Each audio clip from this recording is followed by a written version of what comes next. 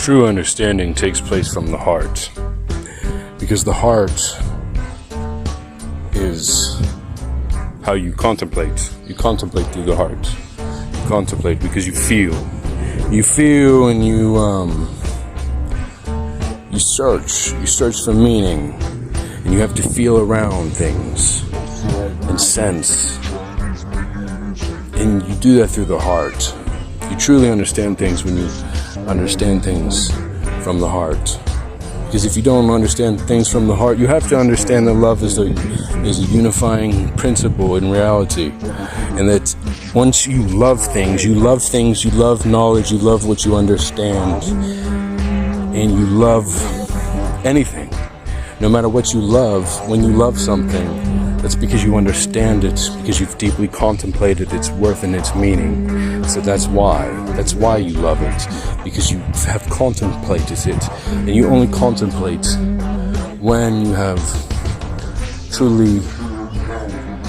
truly searched for the meaning of something. And when you have truly searched for the meaning of something, well, then you have understood it in the truest sense, because you have felt it. You have felt it, because love is a frequency, and you can resonate at that frequency.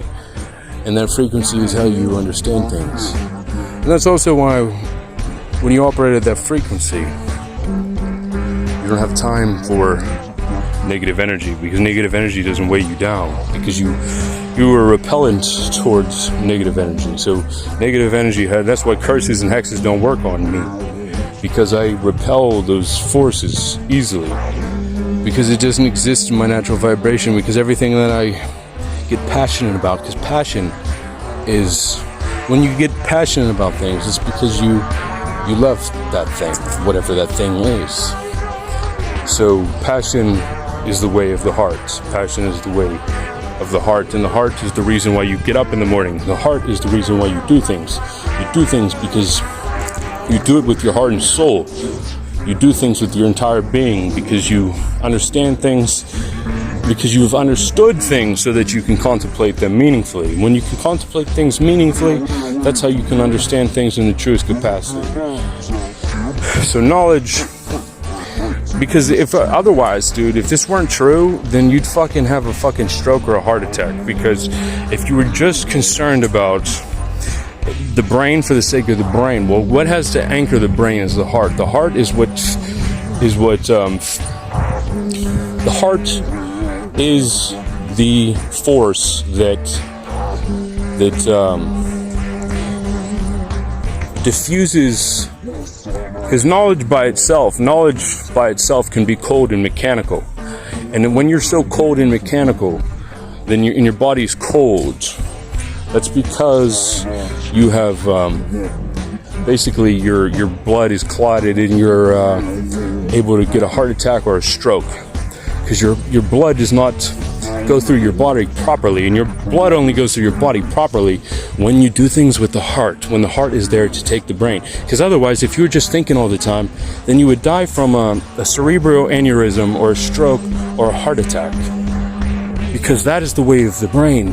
That is the way of the brain. But to understand things fully and simply, when you understand things and recognize things in a moral way, in an emotional, compassionate way, when you actually do that, then you are able to take the blood and declot some of the blood, so the blood doesn't harden.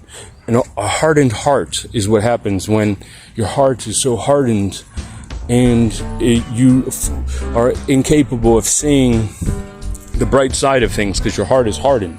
But once you soften your heart, then blood flows freely throughout your whole body, and you understand things. You begin to see the light, and you begin to understand. And that's how it works, because the brain by itself is cold and mechanical.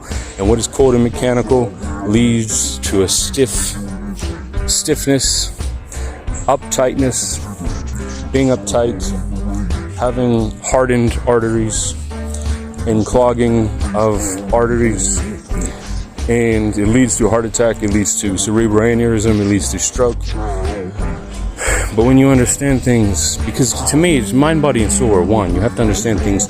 I understand these things in a body sense, as well as understanding them in an intellectual sense, because Because when you feel good, when you are healthy and your soul is healthy, when you are healthy, your mind is healthy. When your mind is healthy, then your body is healthy. If one of those faculties is unhealthy, then you're going to suffer for it. But that's why mind, body, and spirit are one, Father, Son, and Holy Spirit. Because the Holy Spirit is the guiding principle that